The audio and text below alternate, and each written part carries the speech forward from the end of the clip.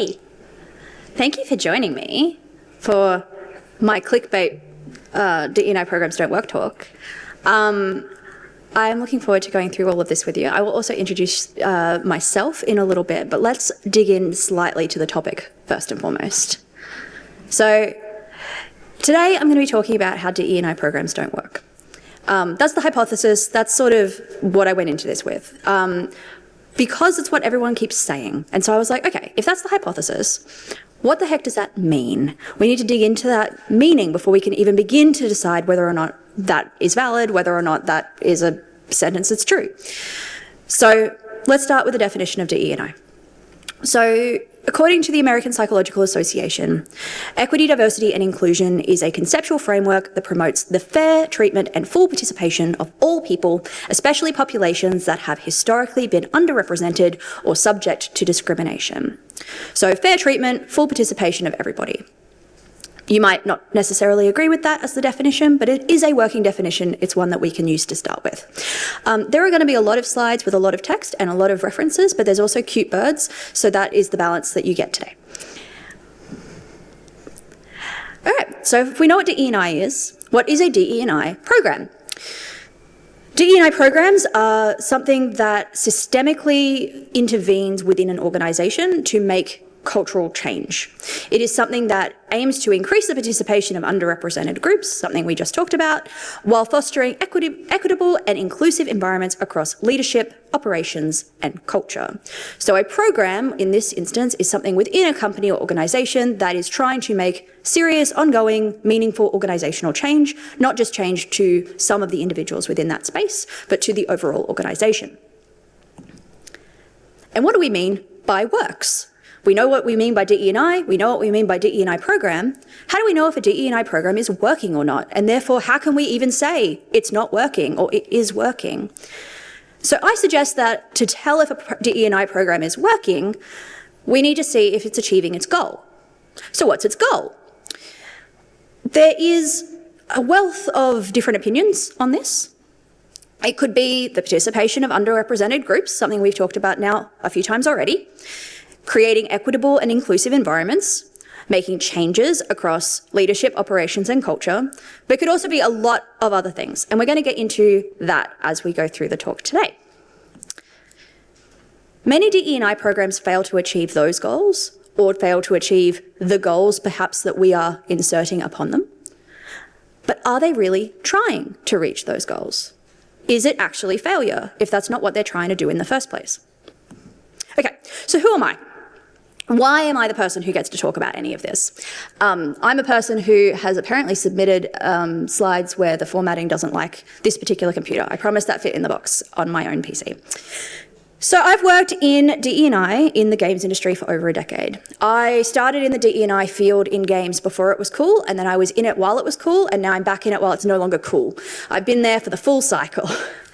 I am currently a director and consultant in DE&I at a company I built called Beacon and Briar with my co-director who's based in Canada.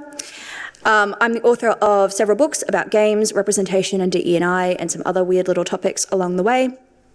I'm a lecturer in game studies at a couple of different universities at the moment. I have my doctorate in creative arts. I did a thesis on representation of queer identity in traditional literature.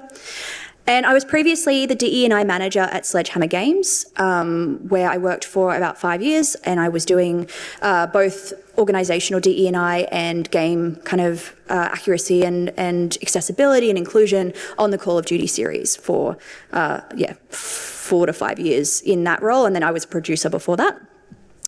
I was also founding director of a company called Represent Me, which was a DE&I focused not-for-profit in the games industry, which I started before my time at Sledge and then kind of ended while I was there.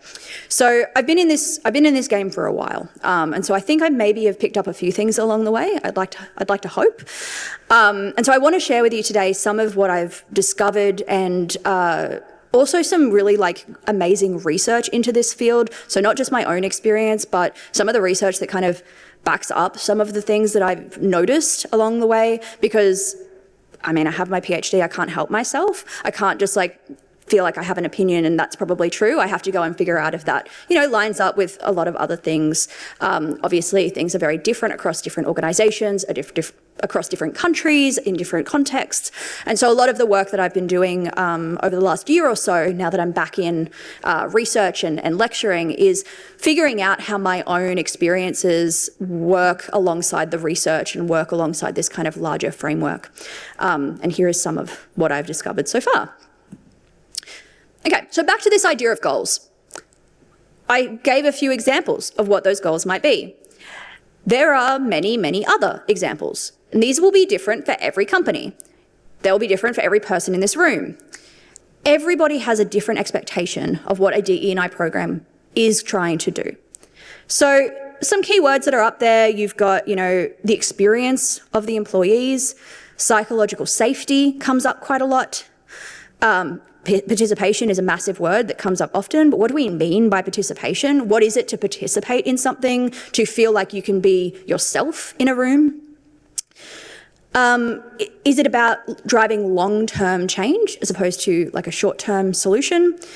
Is it about the talent? Is it about attracting talent and hiring diversely? Is it about retaining diverse people? Is that what a DE&I program is for? Is it about reducing legal and reputational risk? And sometimes if we are progressive people who want DE&I programs because they're morally good, we hear things like, oh, is it about legal risk? Is it about compliance? And we go, oh, I hope it's not about that. But it is. It's inherently going to be about that too. Is it about telling our shareholders and audiences that we're good people, or that these are the types of people we are and these are the things that we stand for? Is it about expanding the reach of our games to hit a wider market of diverse people who care about this stuff? Is it about creating a more creative and innovative team and allowing our team to use more diverse ideas, whether that be from diverse team members or through research into more diverse topics, to explore a more creative and interesting and innovative approach to things? Every organisation is different. The way I used to run DE&I, we kind of tried to achieve all of those things. We were trying to create a very holistic, deeply embedded process that allowed our employees to feel seen, to feel like we really meant what we were doing. And the more that we could leverage these different goals, the more that we could appeal to different directors, we could appeal to different people by saying, hey, this is going to make you more creative. This is going to make us more money. This is going to say good things to our shareholders. This is going to, be morally right. Like, some of them cared about that one, and it depends on which company I was working for as to which of these techniques is most effective, or if all of them are effective. And then different individuals within those organisations will respond differently to these different goals and these different arguments. So all of that is something to keep in mind if you are trying to figure out what the heck we're trying to do here, or trying to decipher what it is that a company is trying to do in a particular situation. If you are working for a company and they're doing some sort of DE&I program, they will have a goal in mind, and that goal that they have in mind may not be the goal that you hope and wish that they had in mind. And that can be a really kind of jarring disconnect that you need to navigate. Because generally speaking, we see employees, especially now in contemporary programs, wanting an equitable experience, psychological safety, to be able to meaningfully participate, to see long-term change, and for there to be career advancement opportunities for them within a company. Executives tend to want the talent attraction and retention part because they don't want to have to retrain people. They want the legal compliance. They don't want to get sued. They want to reduce risk, whatever that looks like. Different companies will have different ideas about what is risky. They will want to signal their value to an audience for various benefits. They want to expand their market because that means more money. And they want innovation because doing innovative and creative things, especially provided it is balancing that risk factor, creates interesting, innovative, unique games. And that has a positive, impact on the market as well. There are executives that also want the things that are on the employee side. It would be wrong to say that all executives are heartless and don't want that. I've worked with some really, really amazing directors in my time. But as a general rule, we are working in a capitalist hellscape, and generally speaking, the ones that make the money at the top of the chain want that to continue happening, and they will want to make choices that allow that to continue happening. Whereas the employees on the ground, especially now in a contemporary DE&I framework, are pushing for the equity and the psychological safety and feeling like they're valued within an environment.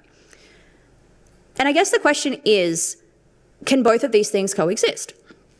And I think yes, I think you can achieve both of these things. I think you absolutely can, find ways of creating programs that both give employees what they're after and also give executives what they are after. It all comes down to kind of the strategies that you choose and then how you communicate them to the people who need to approve them. And there's a lot of stuff in here about the kind of practical takeaways of what you can kind of do with that information. But first, let's get a little context on this, right? So there's a fundamental discrepancy between what executives generally intend with DE&I programs and what employees expect. This isn't new. I think we have a complaint now when we say DE&I programs don't work. What we kind of mean is that it feels like companies are more interested in compliance and optics than they are in making meaningful change. And that is exactly what these programs were originally designed to do. So to expect anything else of them is kind of silly because it's not what they were built to achieve. So DE&I programs, if you aren't aware, the first ones that ever existed came out of affirmative action programs in the United States following civil rights legislation. They were originally designed to make sure that this new legislation that had come in was being followed so that companies did not get sued. That was it. That's what they were for. And so we had these programs and departments that were being built in the legal side of things to make sure that they understood these new laws and mandates, for starters, and then that the policies that were being implemented within the organisation were in compliance with those new laws. That didn't change for 2 decades. When things started to expand, it was because there were still lawsuits happening. So all of this work that was kind of happening on the inside of being like, how are we going to follow these laws? Some people were missing the mark, or some people didn't have those departments and it wasn't working. And so there were some really, really high profile lawsuits that happened in the 80s. And that was when some of the first kind of formal diversity training efforts started to happen, not really to make sure the team was trained, but to make sure the public could see that the team was being trained. It was about signaling compliance. It was about showing, hey, look, we're doing the work, and so you don't have to sue us. We're trying really hard. Please don't sue us. And so mandatory sensitivity training was a big one that came in the 80s. I think a lot of people have heard of sensitivity training now, and it was never really necessarily meant to be effective, especially as a generalization. I'm sure some companies were trying, but as a general rule, executives didn't care if it worked. They didn't care if the company actually changed as a result of this training. They cared that it was publicly visible to people outside the company that this training was occurring. So firms often adopted highly visible but low impact diversity actions, posters, newsletters, and events because they provided symbolic reassurance to stakeholders without disrupting internal hierarchies. Minimal change, minimal impact on the workforce, maximum signal to the external world that we're doing the right thing. Please leave us alone now.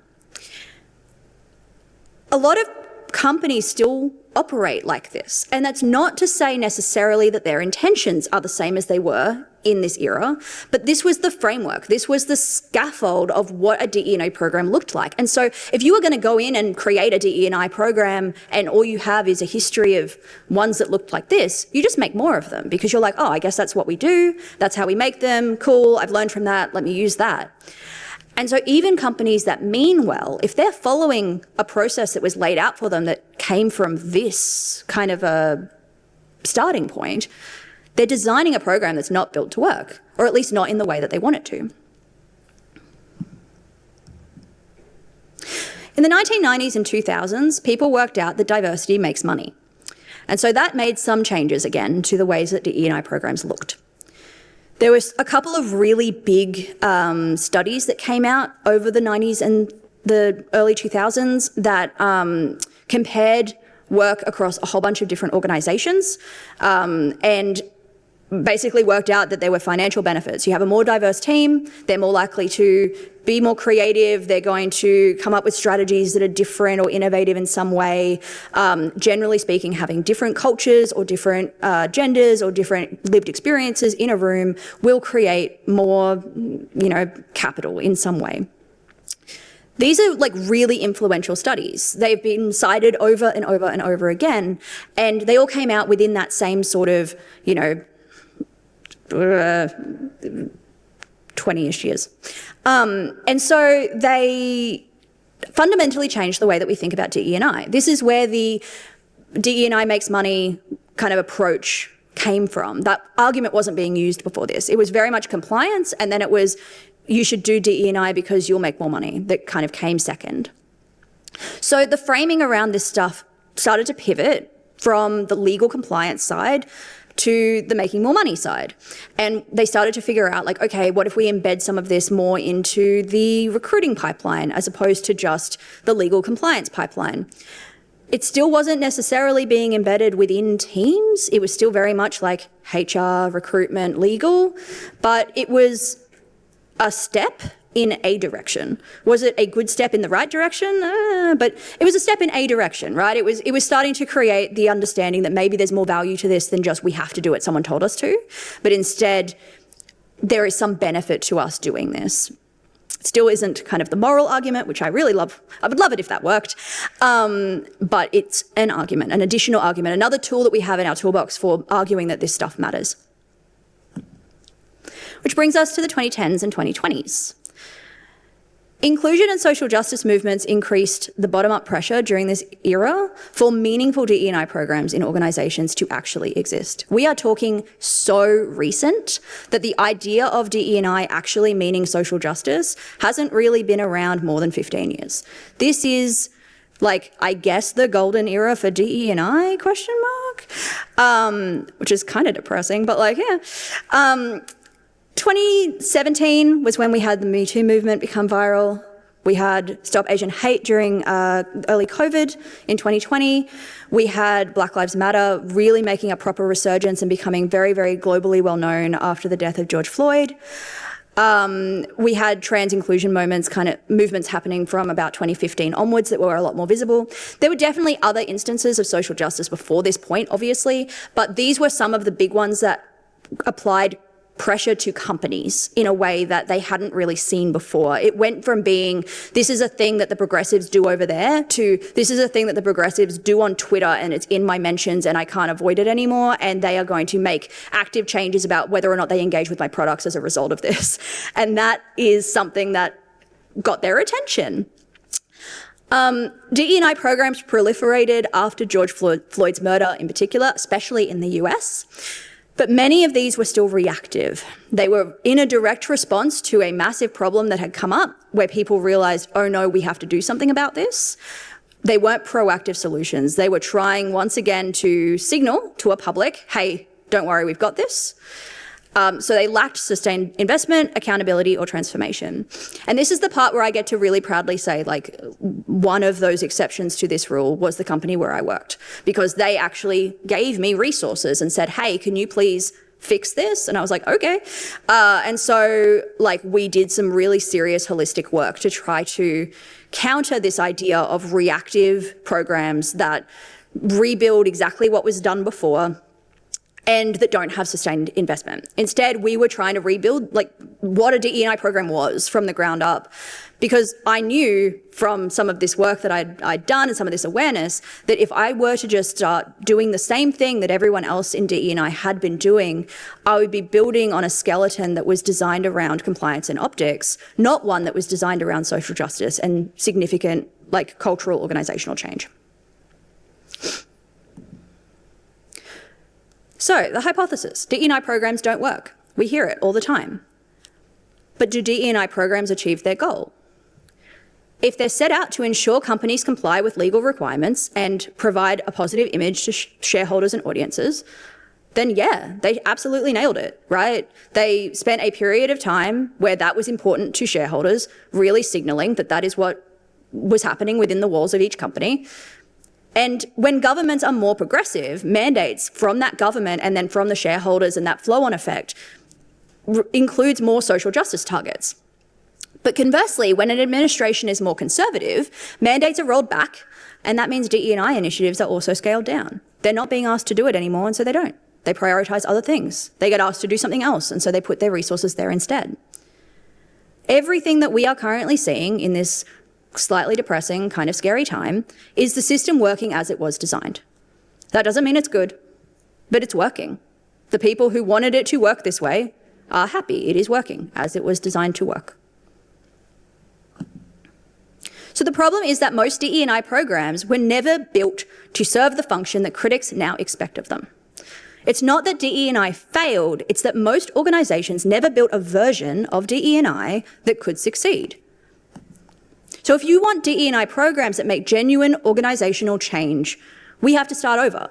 We need to make programs that start somewhere else, that create a goal that is sincerely what we want, and then figure out what we do to meet that goal, as opposed to starting with the goal of compliance and optics and then making this beautiful structure that achieves that, and then trying to build on top of that with our new contemporary understanding of what this should mean. So, we burn it all down and we start again. Step 1, what are our goals? Step 2, what does the research say will bring us closer to those goals? Step 3, how do we test if our initiatives are helping us achieve those goals? And step 4, how can we modify our approach to better align with our goals? This is just a development cycle. It's like, what's the player experience? And then you do it, and then you play test it, and then you iterate. Like, it is literally that. It is starting by figuring out what we want the thing to do, and then testing to see if it does it. So we have talked a bit about this already. Our contemporary expectation of DE&I programs is to restructure systemic inequities, foster safety, support underrepresented staff, and enable true inclusion. You might not necessarily agree with that exact wording. I felt like it was a reasonably good quote that I found that kind of lines up with how I feel about it all. But you can come up with whatever your goal is. And then you need to come up with a new approach to suit it. Current diversity training methods are ineffective because they're designed for compliance and not long-term structural change. It's what we've been saying all along. But it's the most popular tool in the toolbox because it's easy to roll out, it appears proactive because you're training for something that hasn't happened yet, sort of, and it can shield firms from liability. It's a really easy one to be like, hey, look, here is a number of how many of my employees have done this mandatory sensitivity training that they skipped through on the internet, and look, it's 100%, we totally did it, now you can't sue us. It's really, really easy to prove. And so this is the sort of thing that companies like to do. It's easy. Unconscious bias and sensitivity training are a flagship offering of many DE&I programs, despite limited evidence of their efficacy, because they were some of the first programs to ever exist.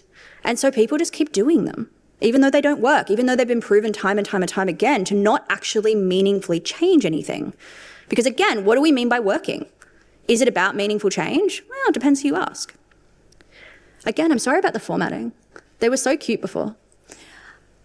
And then lastly, most DE&I training will seek immediate feedback of participants without assessing educational benefits, behavioural changes, or longitudinal outcomes.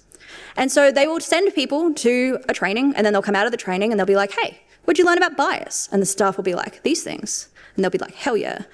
And then they'll never talk about it again. And all of them will forget immediately the things they learned about bias. So it doesn't make meaningful change because there's no check-in, there's no longitudinal data, there's no kind of reinforcing of the learning that they're doing. It is one and done, great, we did it, let's move on. None of that is particularly effective if we want to make significant and meaningful change. So what does work? Interactive and embedded strategies like mentorship are more effective than passive bias training every time. Significantly more work. But if you can make that happen, if you can get it stood up, if you can get a mentorship program working, especially if you can get it so that mentors within your organisation are paid for their time, it works more effectively every time. Long-term integrated training programs like leadership training, mentorship and coaching are some of the only DE&I strategies associated with consistent positive outcomes in the research right now. And this is stuff that has been researched to quite a significant extent. I think a lot of the time we hear about DE&I programs and people talk about it like it's a weird unknown quantity that we don't know about. And sure, like this work hasn't necessarily been around in the way we think of it now for that long, but people are doing this research and figuring out what does and does not work and using meaningful metrics to figure that out. And so anybody who says, oh, none of this works, or oh, I don't know if this works, isn't really trying to figure out what works or to kind of prove what does and doesn't work, because the information is out there. And long-term integrated training programs are some of the best. And this isn't just how do I train leaders who are diverse or marginalised. And it's also not how do I train leaders about diverse topics. This is how do I get all of my managers and leaders in my organisation to the same level and to understand how to help all of their staff so that we don't just have white men in leadership who understand how to help white men juniors and don't know how to help other people because they see themselves in one and they don't see themselves in the other. That is how we prevent these kind of situations occurring where the only people who are getting opportunities or feel like they're supported at work are the people whose managers look like and sound like and act like and have an experience like them. Leadership training is just about teaching people how to lead others. Instead of getting them to use their instincts to do that, where they're only really being fed by one lived experience, giving them the training and tools and support to help everybody equally is a step in the right direction. So yeah, it's not just about training in DE&I topics. It's not about sensitivity training. It's about like training to be good at your job and remembering that management is a job and not just your technical skills. What else works? So beyond training, embedding DE&I cross-departmentally, figuring out ways that you can be holistic about your DE&I strategies. This was something I was so on my soapbox about when I was at Sledgehammer. You want to integrate DE&I into culture, leadership, strategy. You want it in every department. Anyone who will listen to you, you go and you talk to them about the things that happen with DE&I. I promise you, if you want DE&I to be involved in something, you can make that something a DE&I problem. Everything relates to DE&I if you try hard enough. And that allows you to embed yourself in such a way that it is scalable, it becomes part of pipelines, it becomes part of habit. And if you're no longer at a company, those practices and those ways of thinking stay regardless. This is how you make actual organizational change and not just, you being the arbiter, you being the gatekeeper of this work. You need to create holistic, embedded change that will live on without you necessarily babysitting it. Centering lived experience. So finding ways of prioritising qualitative insights, such as focus groups and employee storytelling. It reveals nuanced issues and it improves employee trust and retention. So again, we talk about retention, and that is a goal a lot of executives have. One way you can achieve that is by doing this thing that actually also really helps with all the stuff employees want. Funnily, if you help the employees get the things they want, they like to stay at a company more. That one shouldn't be a surprise, but it is to some people.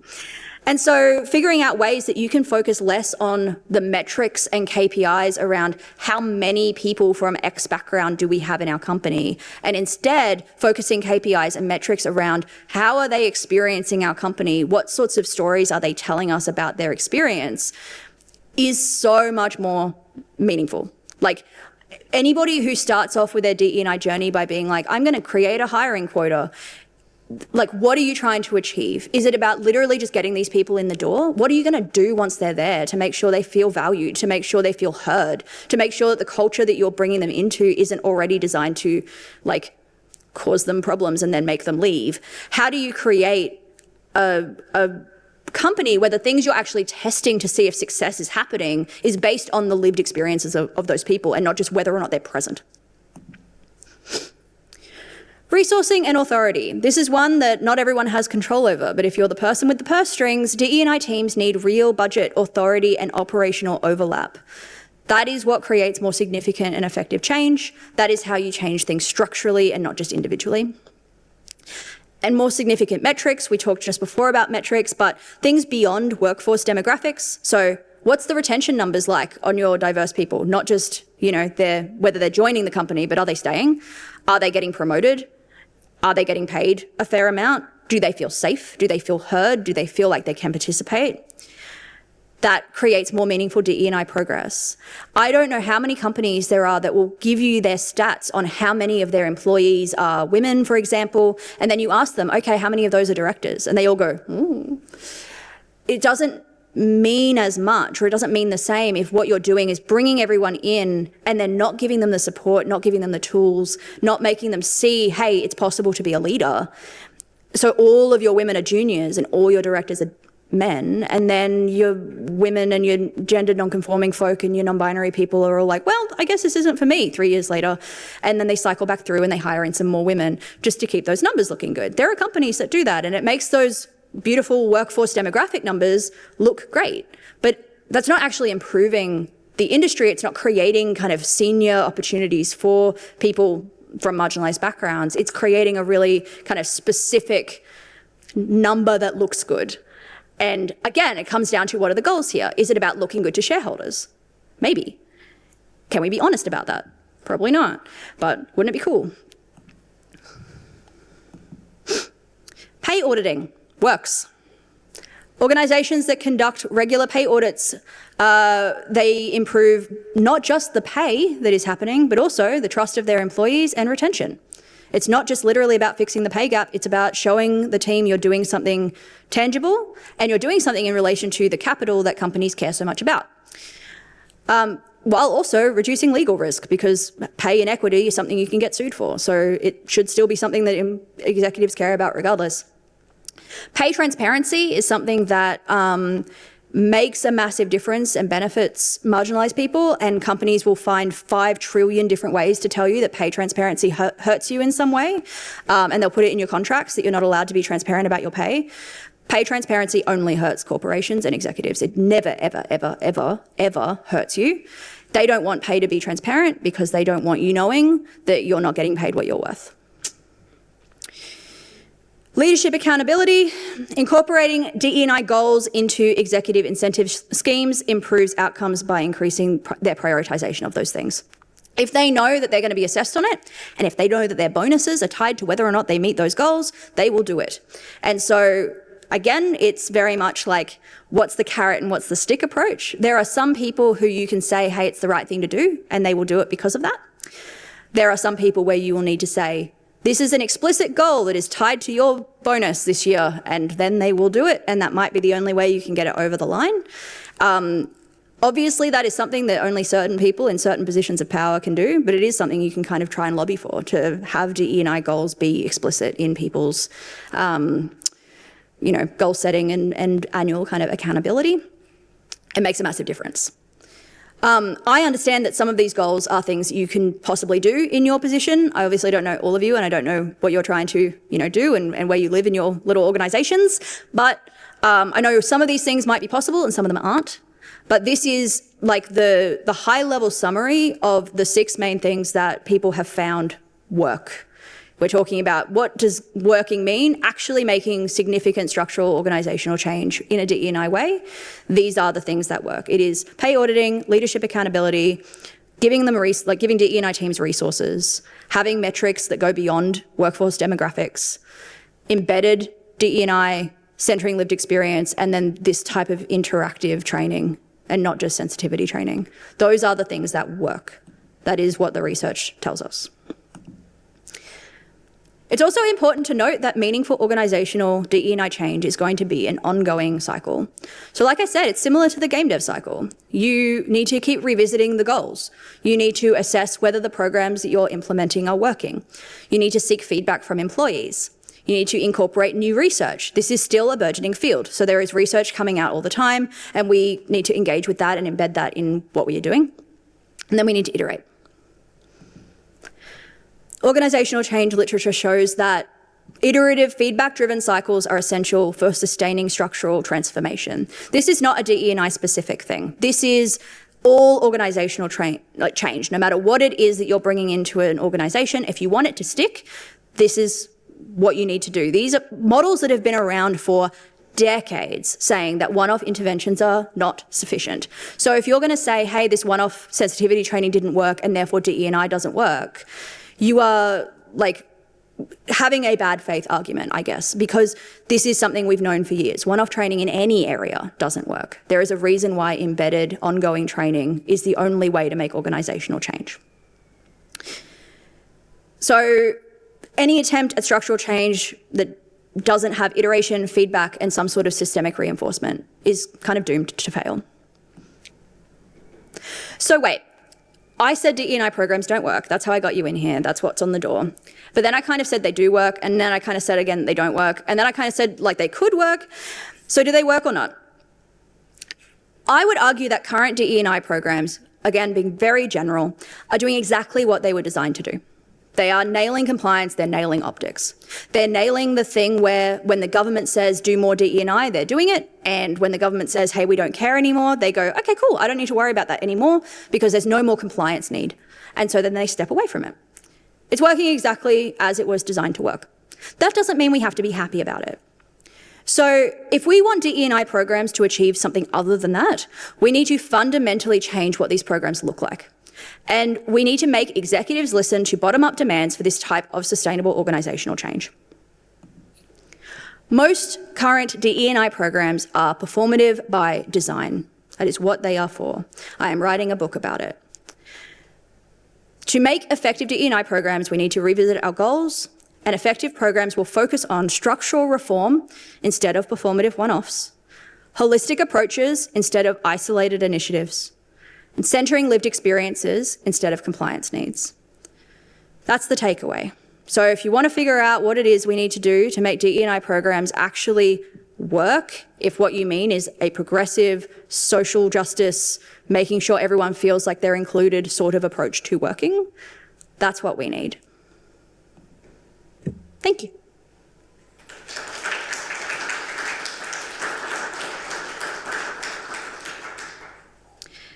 I am happy to accept questions. I also just want to show off how many. It keeps going. Yeah. I gave these to my husband to review and he was like, you have 7 pages of references. And I was like, I do, yes. Thank you. If anyone has any questions, I'm more than happy to answer some.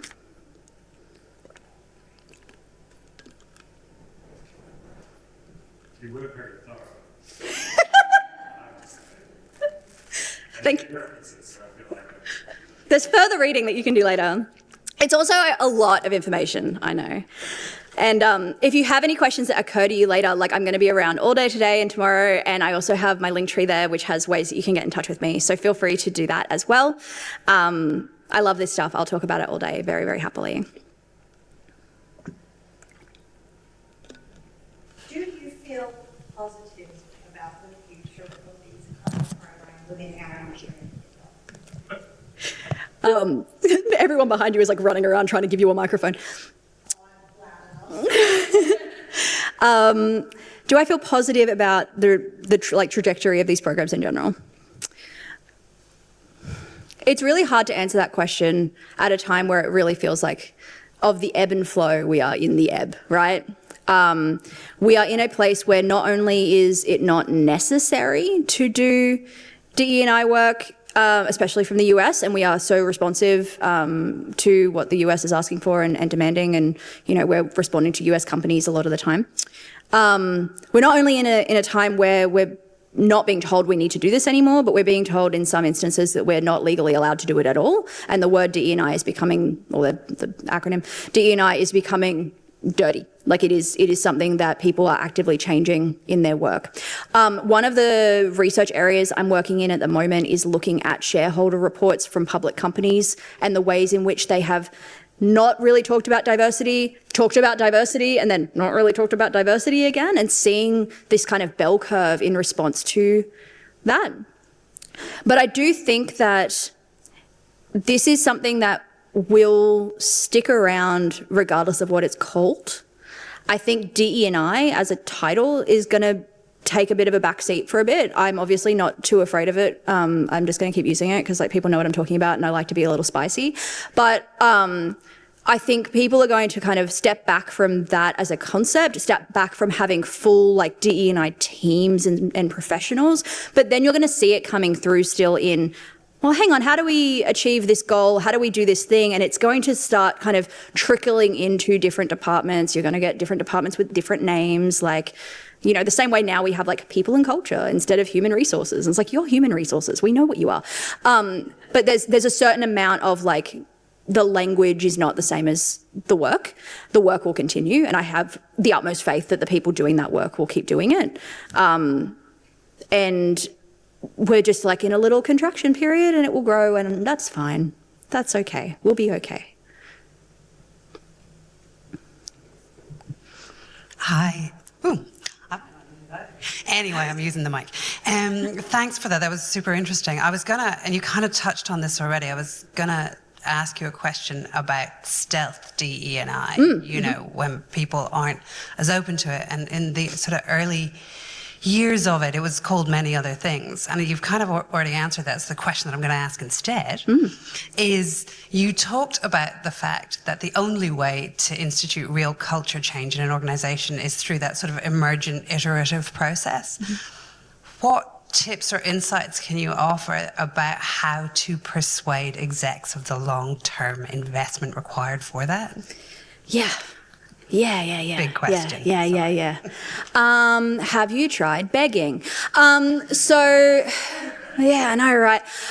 So again, like I come from a place of extreme privilege in that when I started my DE&I department that I got to beautifully build up and got to be my baby for a few years, I had a wonderful CEO and COO of my company who I kind of went to them and said, we need this. And they went, yeah, no, you're right, which was great. And obviously isn't the experience everybody has. The thing I always try and do is approach it from as many angles as I can. And so that's partially why that slide that was up that had like all of the different goals on there can be really useful. If you can understand what your execs care about, you can go to them with the argument that they will resonate with most and then try to use that to get your way. The other thing that unfortunately has to happen, and it's a thing that happens especially from marginalized people who then have to do this work, is you to some extent have to do the work without the recognition for a bit. You have to do the work without the pay for a bit and without the resources for a bit. You shouldn't have to do that. But if you're working in a field where it's kind of unproven and they don't understand yet the effect and the positivity that it can bring, finding ways that you can do a bit and then prove your worth and prove the value and find an ally and then get them to get you in a room and then use that to prove your worth. And then that is how you then go, wow, see all this value? Do you want to pay me for all this value? And it starts to kind of allow you to snowball it. But a lot of the time, especially in a time where risk aversion is really present because people don't want to put money and investment into things they aren't 100% sure are going to work, you need to prove that it will work before they will invest. So work out what it is they want and then find a way to prove that this will get them what they want is the kind of mathematical equation, I guess, to getting resources. I hope that helps.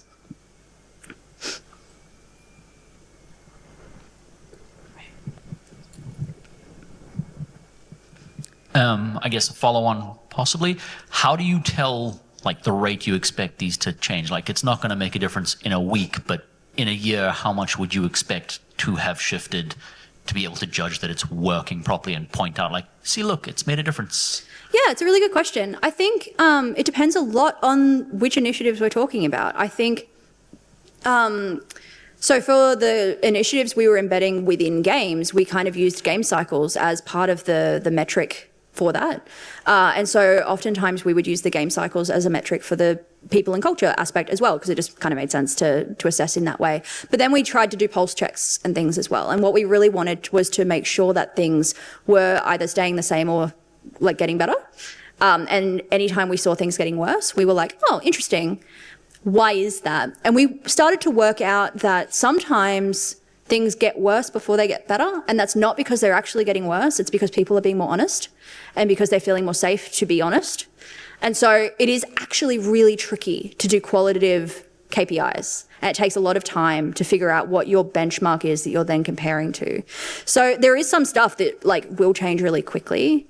And it's the reason why execs really like, employment stats, because you can see them and they go up and you're like, look, it went up. So there are a lot of different models that you have to sort of bring into play and lace over the top of each other to be able to see meaningful change. Because if you just have like, oh, what's a survey? Here's a survey that shows what people are thinking of the company right now, and it just goes down, then it's going to make you look bad. And so what you really need is to have multiple metrics that you can layer over the top of each other to then show meaningful change over those number of metrics in a kind of more robust data set.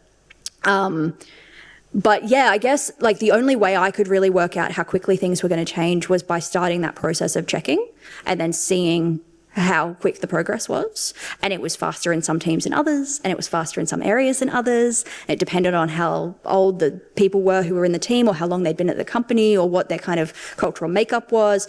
And so they've like really, unfortunately, isn't a hard and fast answer I can give for like, what's the goal? What's the target? You know? Which makes it really hard to like set a goal. It's like, we're going to have X% by Y year, which you sort of have to just make up and pull out of your butt and be like, and then the next time you do it, you're like, oh, I actually kind of have some understanding in this org now.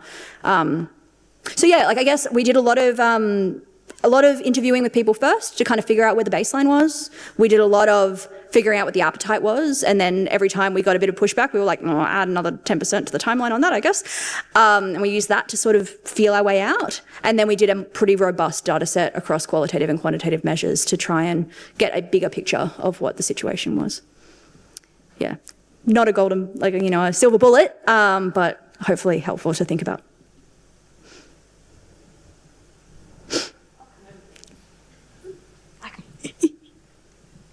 Hello. Hi. Semi-follow-on question, because you talked a little bit just now about the ebb and flow, and we're in the ebb. So, you know, this is a space that I'm working in at the moment where we are feeling the ebb really hard.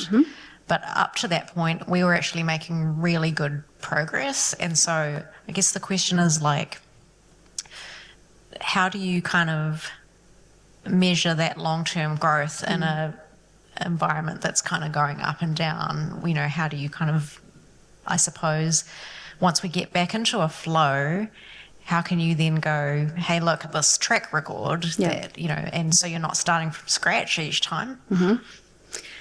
Yeah, like, I guess, I mean, we could ask the same question of the games industry in general, couldn't we? Like, it ebbs and flows in a similar way, and it's like, how do we make it so that the assessment of how it is in its ebb is not what's being compared to how it is in its flow?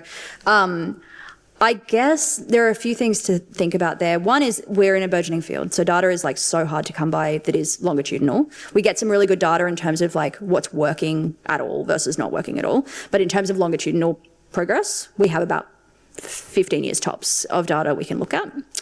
And then within organisations, it's even less than that. So we kind of can't do robust comparison yet. In a lot of these metrics, it's a lot easier to do that sort of comparison in a qualitative way. So I try to lean on that and then do coding of my qualitative responses and use that for longitudinal work. But like, then you have to explain what the heck that means to executives that just want like a number. They can be like, The thing I usually try to do with my ebb periods, I guess, and what I've really been trying to do now is develop the resources, develop the goals, develop the plans, develop the frameworks that will then, when I do feel like, oh, suddenly there's interest and there's resources and there's the ability to do this again, I can hit the ground running and I don't feel like I'm starting over because I know exactly what I'm going to do as soon as that works and happens. But it is that really difficult balance because you're still trying to prove your worth and prove that you should be getting paid in the interim. And I mean, full disclosure, I quit, right? The ebb happened and I left, and I'm doing games education and research again because I could see that it was going to be a lot harder to do this work within an organisation. Not no shade against Sledge either. Like, they were really good, but the resources weren't there, and it wasn't even like our studio heads kind of responsibility. It was above that. And so I realized that the place where I could do the best work was in this, not just preparing for that one company, but preparing everyone for when we have resources and can, you know, hit the ground running together again. So yeah, I wish I had like a good answer for like what you can do during that ebb period in a way that maintains job security and allows you to continue proving your value. But yeah, I think it's just like looking around you to see what people need and then figuring out how to do that with the minimal resources you have and how to plan for the future and have people around you that you can share the pain with, because it's really fucking hard. Oh, I don't get paid to do this work. Yay! We love it. Not a problem. Yeah. I think that's time. Amazing. I'll be around, so feel free to come and ask me other questions if you didn't get a chance, or if you didn't want to talk in front of everybody. But yeah, it was lovely to hang out with you all. Thanks.